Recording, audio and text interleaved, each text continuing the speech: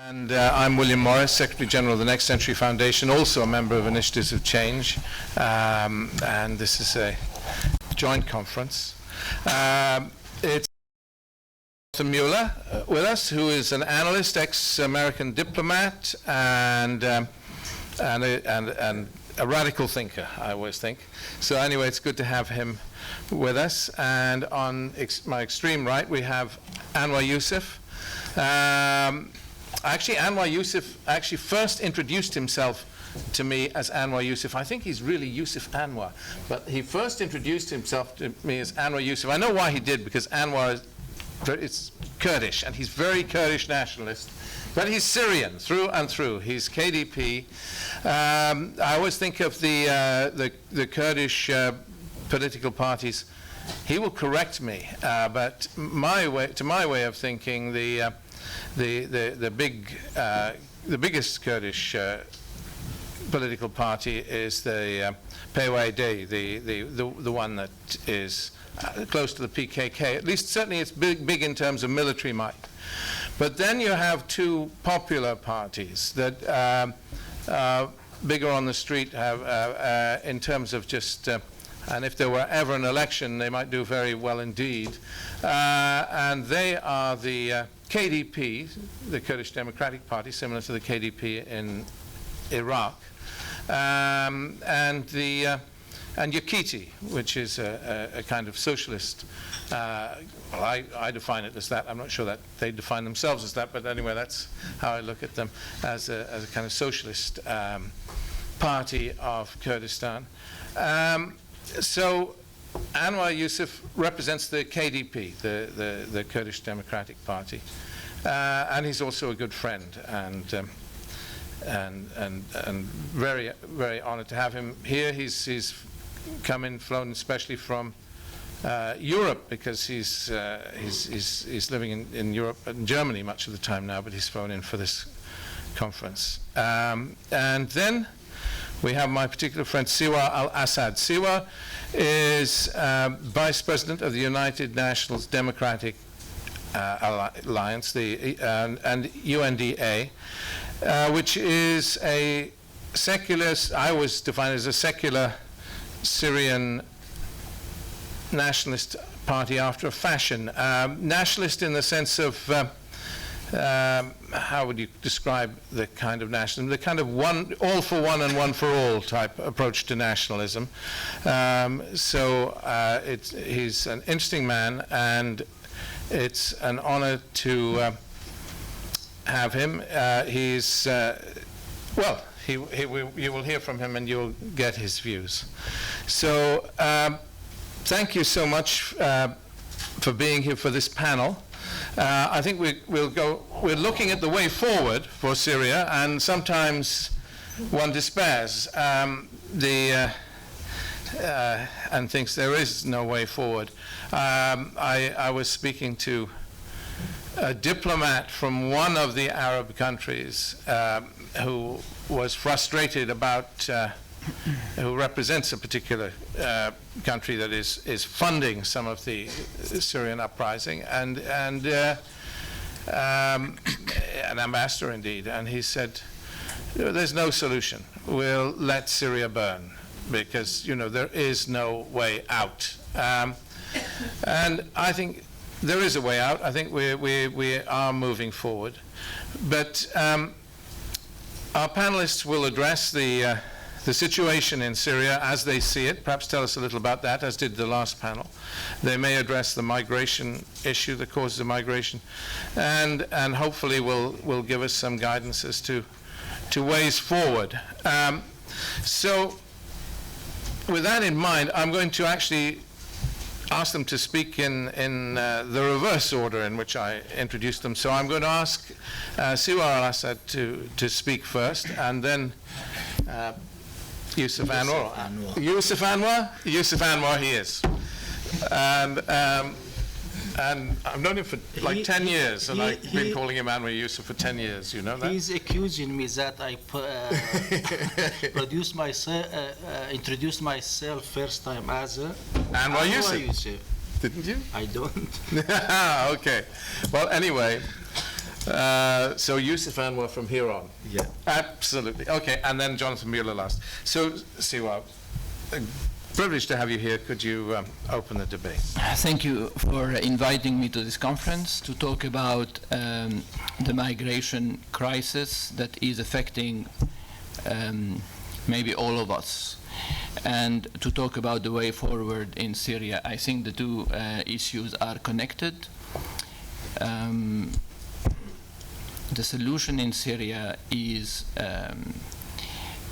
important to stop a large, the majority of the migrants that are coming to Europe and elsewhere.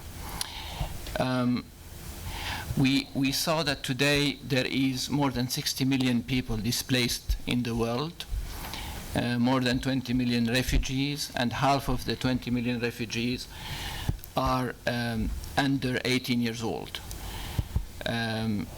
We saw that Europe is facing the worst refugee crisis since World War II. And to be honest, we have to admit that Europe is struggling, knowing that more than 80% of refugees in the world are being hosted by poor country, not rich country like the United Kingdom and elsewhere in Europe, by developing countries and very poor countries. The first three countries concerned about migration are Syria, Afghanistan, and Somalia. And Syria occupies the first rank. Therefore, we have to think about a solution in this country to stop migration, not causing problems abroad, and also we want us as Syrians, most of these people who left, actually all of them, we want them back in our country because this is where they belong, and that we need them to build our country and to develop our country. Now, as a Syrian citizen, of course, I would like to see a better setup in Syria. A setup that is much better than the previous way of doing things, of ruling the country. This war have wounded, I think, every Syrian heart. We are all as Syrians affected by this war. Myself, I've lost friends, I've lost relatives. My friend, I am sure, especially now, is extremely concerned. We all have somebody very close to us who suffered, who died, who went to prison, or who was exposed to all sorts of things that we don't necessarily want to talk about. Syria, what happened? Like, we hear numbers, disturbing numbers. 200,000 people lost their lives. We hear sometimes 400,000, 300,000. So hundreds of thousands of people lost their lives. Hundreds of thousands of people are wounded. And more than half of the population today is displaced internally and abroad. It's a tragedy that we cannot describe in English or in Arabic or in any other language. The suffering of the Syrian people is simply impossible to describe. If we take a step back and we close our eyes and we think about all this, and then we have to say what happened, what have we done to this beautiful art piece that is Syria. What have we done to all these mothers, these children that are crying every day?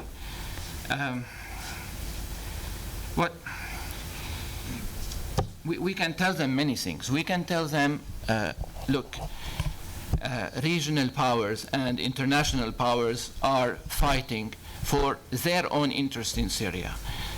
So for their own interest, they have turned Syria into a war zone. And you know what? They put aside the interest of the Syrian people. So they don't think about the interest of the locals, those who live on the ground, because they're fighting their proxy war. We can also tell them that, look, today the Saudis are the bad boys, and one day we hear the Iranians are the bad boys, another day we hear the Russians are the bad boys, the Americans are the bad boys. We can't say many things to all these people who are suffering in Syria, especially the mothers. We can tell them as well that jihadis from all over the world have come to Syria because they are weak-minded and they are being manipulated by people who follow a perverted ideology.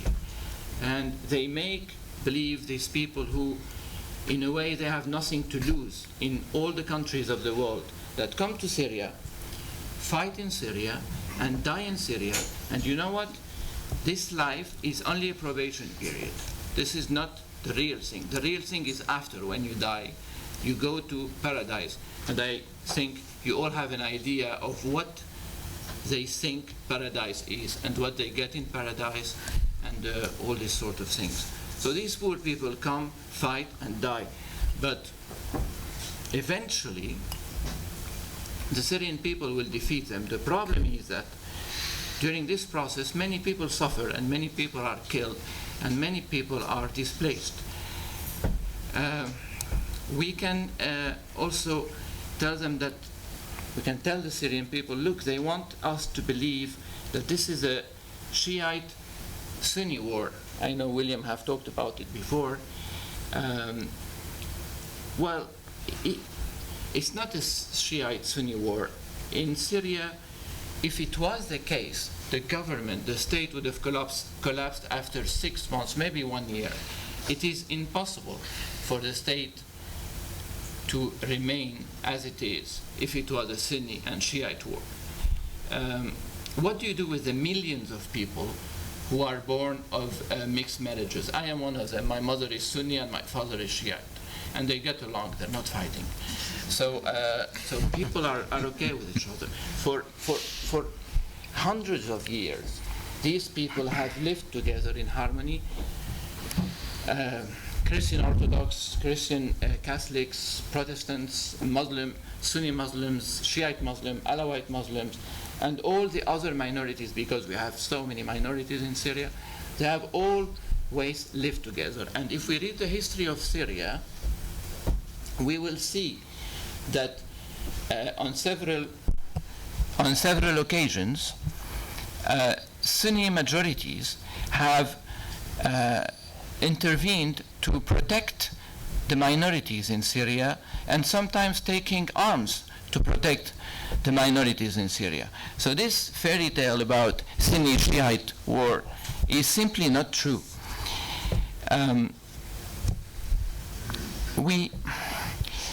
Then we can tell the Syrian people as well, look, some people have a plan for you. Some people have a plan to divide the country. Syria doesn't work anymore. These people who met in London 100 years ago, who did the Sykes-Picot Treaty, were wrong. We have to do it again. Sorry, we're sorry, but we have to do it again. We are in the 21st century. Do we really want to see countries divided into mono-ethnic, mono-religious states? Is this really what we want to? Or everybody is trying to unite? Why why someone somewhere want us to be not to be united in Syria. It's simply not going to work because it sounds impossible in the 21st century. So basically, these people, the Syrian people, the mothers of Syria, will be tempted to say to all these players, regional players, and world player, look, you know what? Actually, we don't care why you're fighting in Syria. Leave us alone and go find yourself an island in the middle of the ocean and turn it into a war zone and fight your proxy war. But when we say this, some people will say, no, we don't want to leave you alone because we love you so much. We can't sleep because you're going through difficult times. You have a dictator at home. We want you to live in a democratic state. Very tempting, very charming, and at first everybody is attracted by this. We're all happy, thank you very much, you want democracy for us.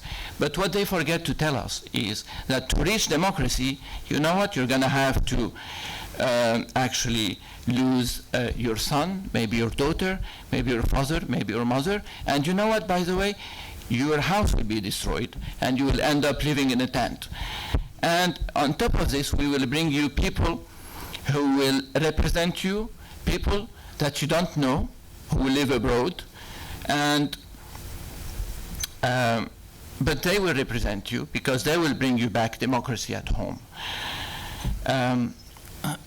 This is definitely not the priority for the people who are suffering on the ground, who don't have enough food on their table, who don't have electricity, who don't have water, and who can't send their children to school. And when they send them, they are scared because they don't know that if they're going to come back in one piece.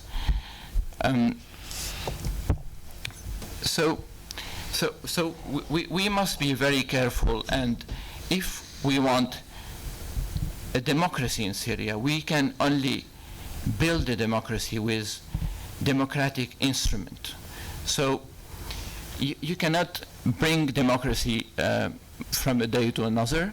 We have to do it slowly and step by step. And this is what my organization have been calling for and fighting for since more than 20 years now. We are calling for, and it is very important, gradual and peaceful change, gradual and peaceful reforms, because this is the only way forward.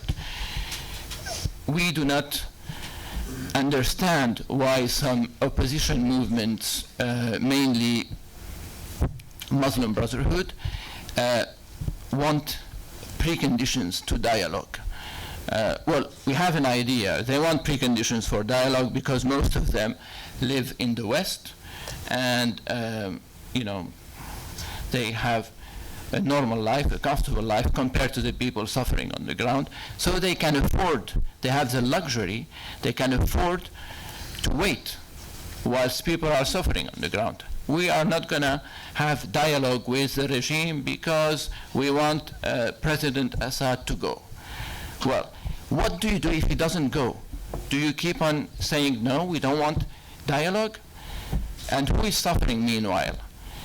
The Syrian people. Because of you and because of the regime, Syrian people are suffering. Well, we have to make concessions. We have to think about the Syrian people and only this and nothing else. Unfortunately, most people are not interested because if we find the solution in Syria, they will simply be jobless. They will have no more salary, no more support, no more, basically nothing. So we need to make sure that we are all concerned by this, because when weak-minded people destroy historical sites in Syria, when weak-minded people steal artifacts and destroy them, Syrian artifacts, these artifacts and these historical sites have survived all the invasions, the Romans, the Ottoman Turks, the Mongols, every war, every invasion, did not go near these monuments. This war, these weak-minded were looking to destroy the historical heritage.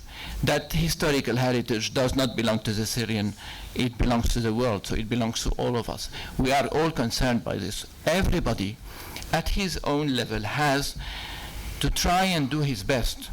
An architect, a doctor, a writer, we all have to do our best to encourage the Syrian people to put aside their differences and to sit around the table, and no preconditions. And I know that there is a lot of hatred between all sides. I know that people lost their dear ones, and I know that they want revenge, but this will lead them nowhere. They have to put all this aside, and they have to be strong and sit around the table and discuss a solution, and this is the only way forward.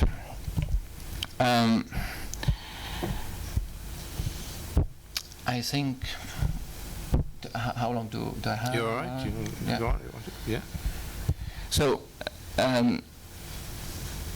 this is what I hope for Syria, and this is what I hope that I am very optimistic, by the way. I'm not pessimistic, because I know that Syria has gone through a very difficult crisis in the past, and well, this one is extremely difficult, but I know that we will find a solution, and Syria will be a better place, whether our enemies like it or not. When I say our enemies, I say the weak-minded people who are interested only into jeopardizing the future of my country. So thank you very much. I think Thank you. I've said.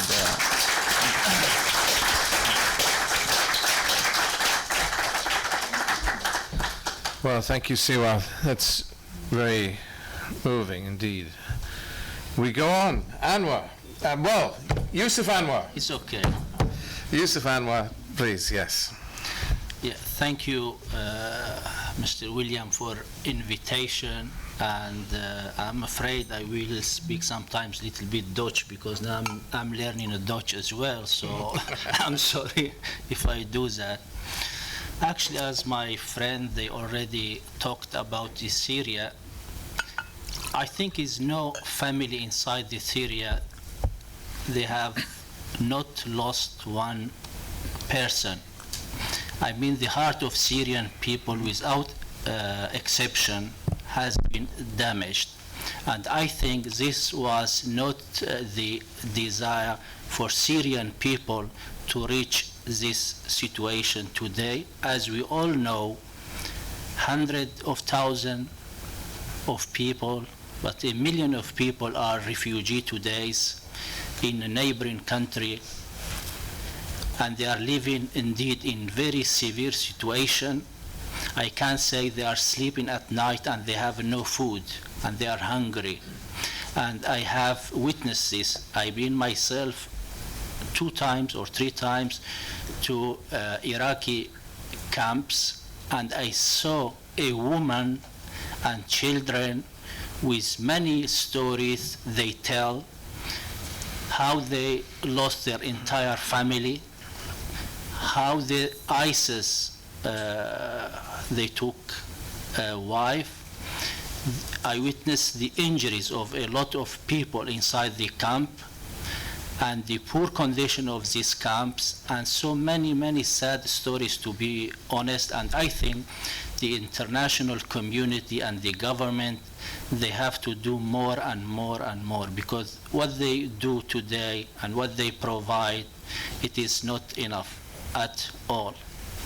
And in additional to that, even inside the Syria as well today, as we know, 1 million of people displaced within the Syria, and a lot of people as well inside the Syria, they are living very poor and they have no food, no clean water. So, I mean, they've been affected by this conflict as well. So the only way forward, I think, today, as a Syrian, we must all take responsibility and we have to move forward. And we don't have to always talk about the history. And I will little bit talk about the history, if you let me to talk about the Kurdish issue inside Syria. So, as we know, since collapse or when the united country between Syria and Egypt, I think in 1958 until 1961, when started this unity between Syria and Egypt, this era was the worst era started for the Kurdish people. I heard this from my grandfather, grandmother. They couldn't not speak their own language at home even. They were afraid if someone is chasing them, or they were not able even to wear their own traditional clothes. They used to say, we are Arab. Nothing to do with Arab. I'm just telling the fact how the regime, the united regime, was ruled by Jamal Abdel Nasser at that time. And of course, later on, when the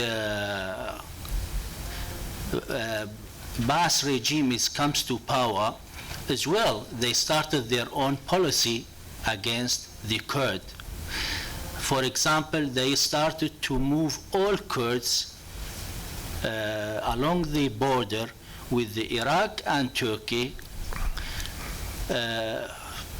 Thousands of villages they emptied from the Kurd, and they brought all the different sects of Syrian people. They put in these areas for a question of security, they said.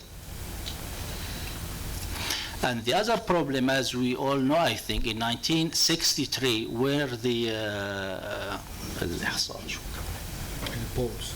in the census, when is polls or census carried out inside the Syria, they have excluded tens of thousands of Kurds to be citizens. So today the number is much higher, it's 100,000.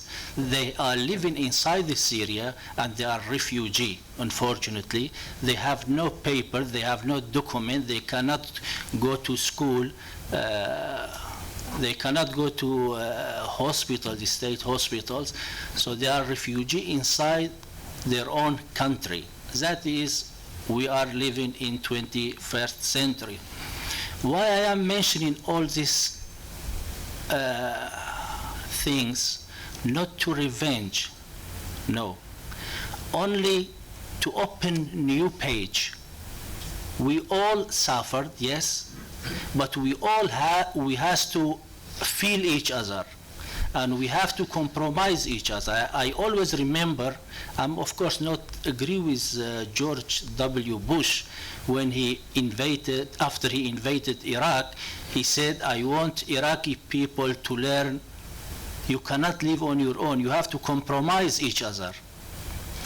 So I think today we as a Syrian we have to compromise each other and to find a solution for us. And we don't have to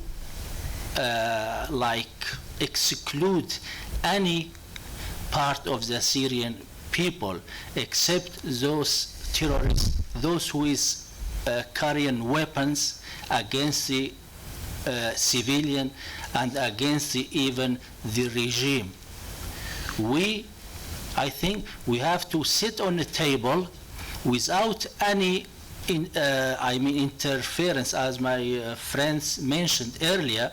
So when Turkey, for example, or when Gulf country, they are involving in our matters, and they want to bring and deliver democracy and freedom to Syria, how we can trust and believe this when this country itself, they don't have any kind of democracy and freedom and human being, unfortunately.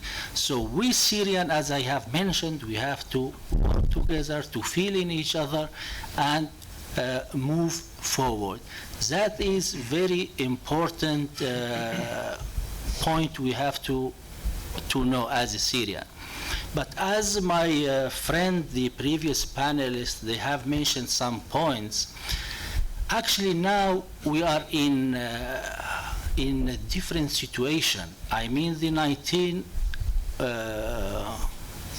2011, before 2011, and after 2011, life is being changed. Even Syria is being changed. But in my opinion, and in many Kurdish opinion, most of Kurds, does not mean today we are demanding an independent state.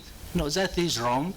If you go and look at all parties, with no exception, there is no demand for such independence at all. We know that. But I think the other part as well, they feel and they appreciate as well.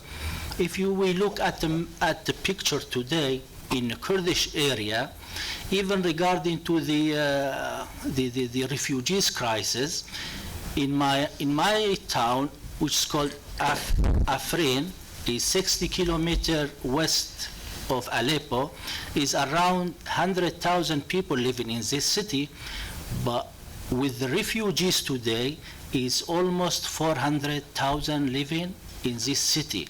So we host all these peoples, no matter who they are, civilian, they come and we are sharing with them what we have. So that is the fact. Number two, as I said, even regarding to this autonomy area or federal area, or I don't know what do you want to call it today, even we didn't try to make it like this area, like pure Kurdish, to be ruled by pure Kurdish people. We have created in these areas a joint ruling government. So we have Christian, we have Arab, we have Alawite in our Kurds Alawite, so we have tribes. So we have made the form of this government, so no one can blame the Kurd that they're going to be dominate this area by a Kurd, and some tribes, they are afraid of the Kurd. No, we are very well calculated all these issues and all these matters. And I think we all, and even international communities today and government, they must be appreciated what the Kurds they are doing today. Not only in Syria, even in Iraq. So, I mean, my family, my friend, they are today with the arm, and they are fighting against the ISIS in many places. And as my friend knows, we have lost a lot of victims in this war. And this war is not only for Kurds. This war is for human beings. It's for humanity. It's for Europe. It's for everyone. So I think we have to not to be afraid of the Kurd, or to be afraid of the Kurdish future, what they're going to do. They are like, even some people, they compare them with respect with the Jewish state. They compare them like they are going to be a second Jewish state in the heart of this region. You know, this mentality has to be changed by our brothers, Syrian. So, what else? That's good. My time is over. Well, that's good. We can come back with the questions. Yeah, I wish honestly, so all Syrian, as I said, we have to close the old page and open a new page, and we can do it. And as my friend said, the opposition, even the one who used to take platform as opposition, and the European and the international, they have given credibility to this opposition. Today they failed. They can provide nothing because they don't have on the ground. They are not there. And the gentleman he asked very good question previously. Who is legitimate on the ground? We have legitimacy on the ground. But unfortunately, until now, the West, I think they haven't done in a proper way with this issue. Thank you. Thank you.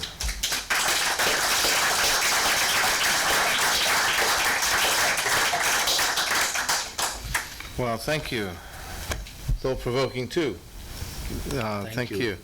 Yes, thank you, Yusuf Anwar. Now, Jonathan. Jonathan Mills. It's on. I trust it's on, yes.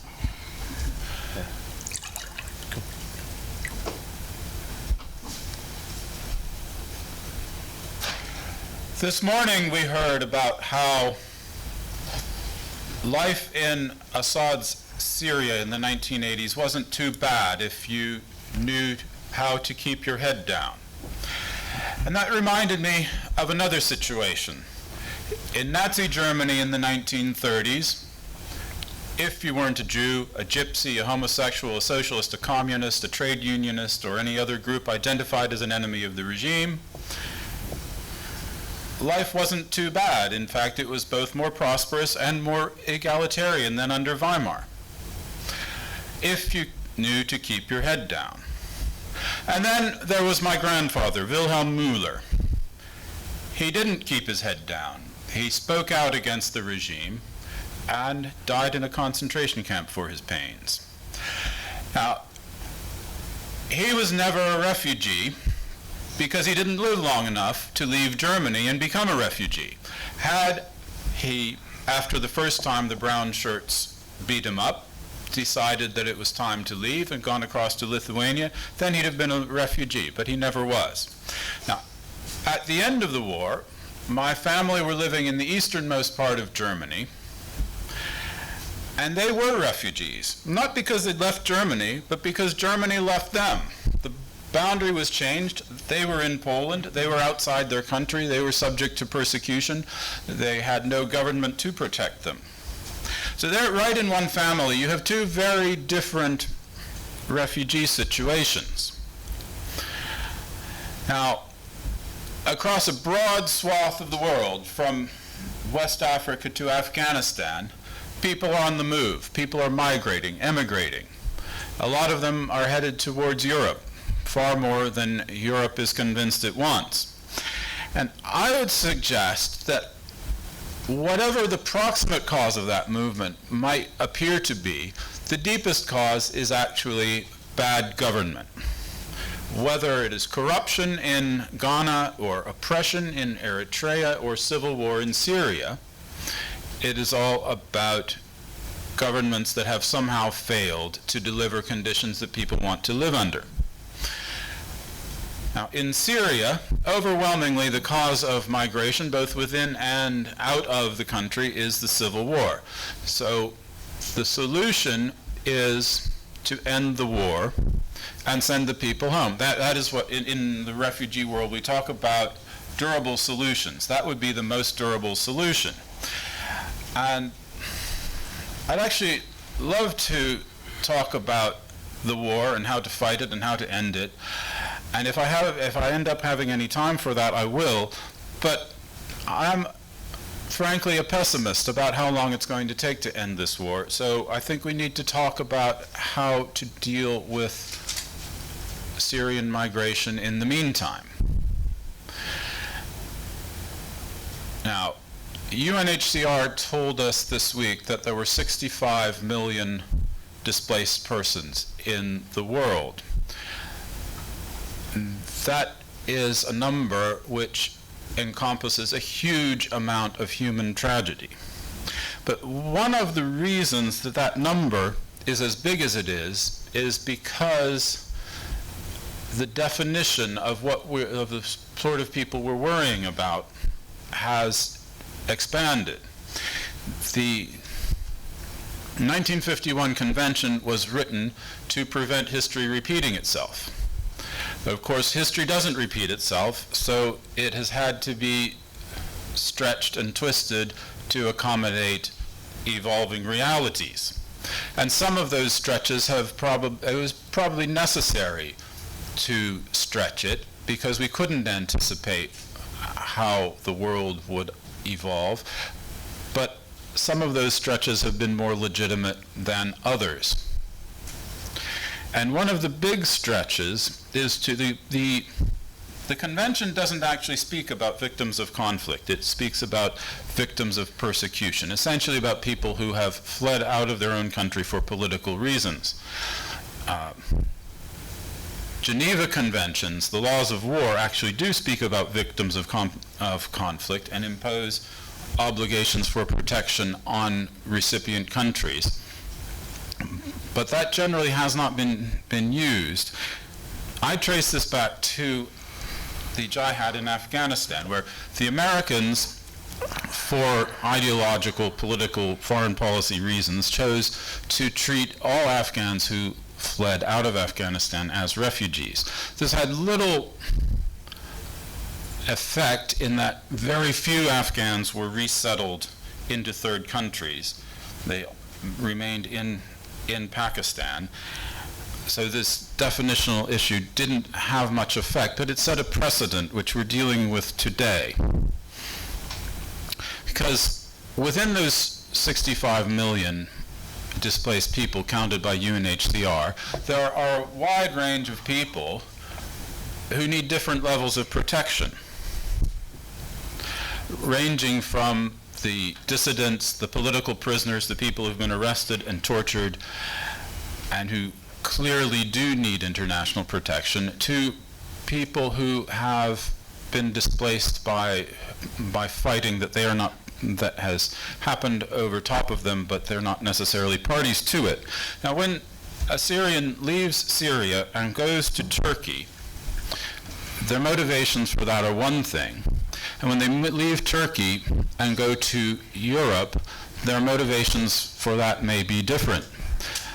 And while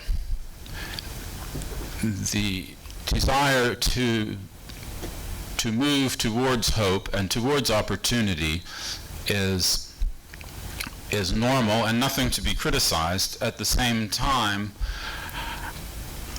what obligations the international community has may be different. Because most of the Syrian refugees who have left Syria have satisfied their need for personal safety just by getting out of Syria, and they don't need to be resettled in the West. See, immigration is unpopular in the West. It's unpopular here. It's even more unpopular in Germany. It's unpopular in America. It's even unpopular with immigrants. 75% of Sikhs and Hindus in this country think there's too much immigration. Everybody who thinks there's too much immigration thinks there's more immigration than there is, and when you tell them what the real numbers are, they still say there's too much immigration. The result of this is that places for resettlement of refugees in the West are limited. And we saw last year how Angela Merkel set out to do something that seemed open-ended, and it was not sustainable. So it's important to be judicious about how we use that finite resource, and it's important to make differentiations about the levels of support and protection that different groups need, while keeping our eye on the ball, which is that someday we want them to move back to Syria and rebuild their country, which mostly means trying to keep them as close to their country as possible.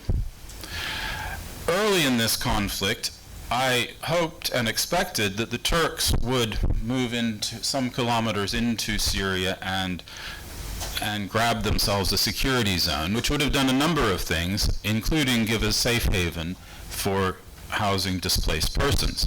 That's no longer an option because of the rise of Kurdish autonomy, which would come into conflict with the Turks, and also the Russian presence along the Turkish border, which would create conflicts with the Turks. It might still be an option for the Jordanians, but the Jordanians are not the Turks, and they would never do this without explicit, even if private, backing from the Americans.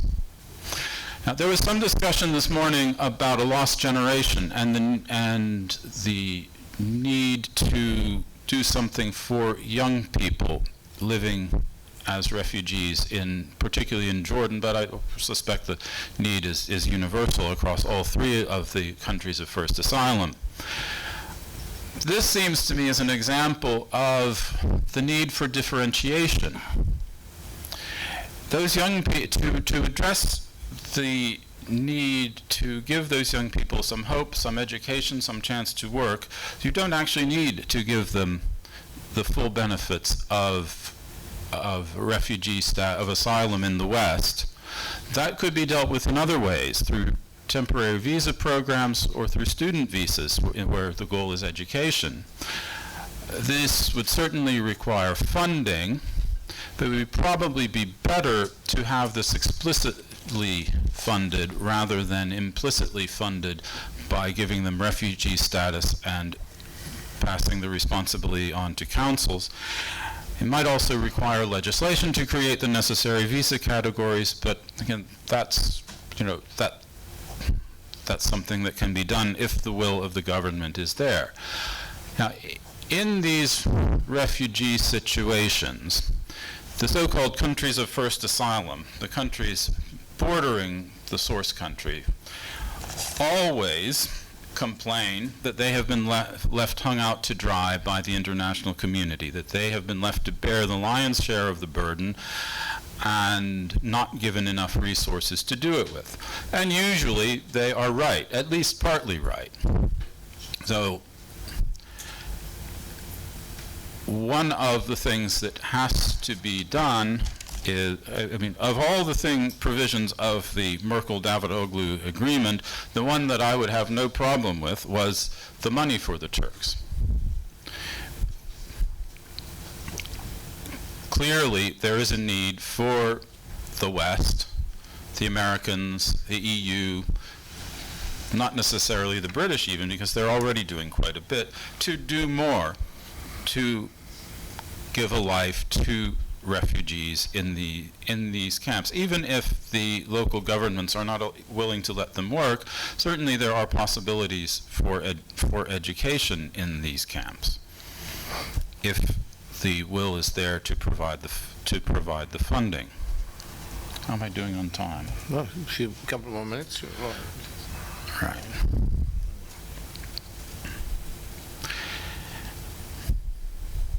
So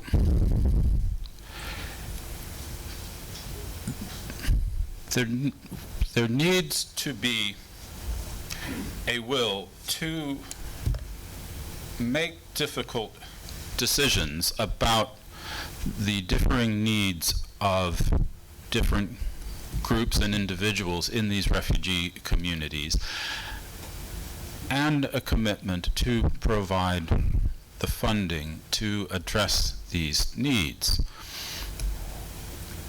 But there is no possibility of dealing with the problem solely through resettlement in the West. Now, if I have a little more time, let me turn to the war, not so much with a solution as with a series of warnings, some of which come rather late in the day because they've already been violated.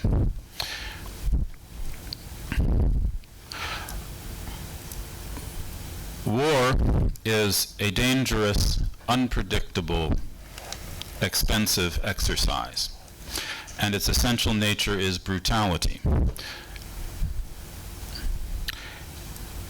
Any politician who faces the prospect of armed conflict willingly because he thinks it is going to be easy needs to think again, because it is unlikely to be easy, or at least you should not count on it.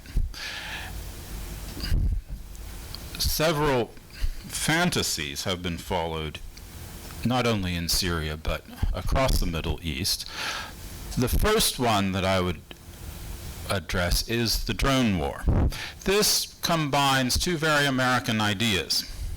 The first idea is that all that matters is the leadership, and if you kill the leaders, you can solve the problem.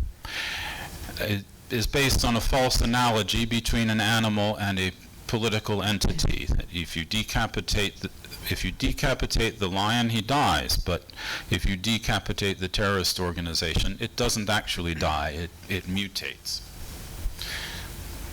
But it's not that I regret the killing of Osama bin Laden or anybody else who has been killed, but it's not a way to solving the problem. The other American illusion here is that technology can render war sanitary.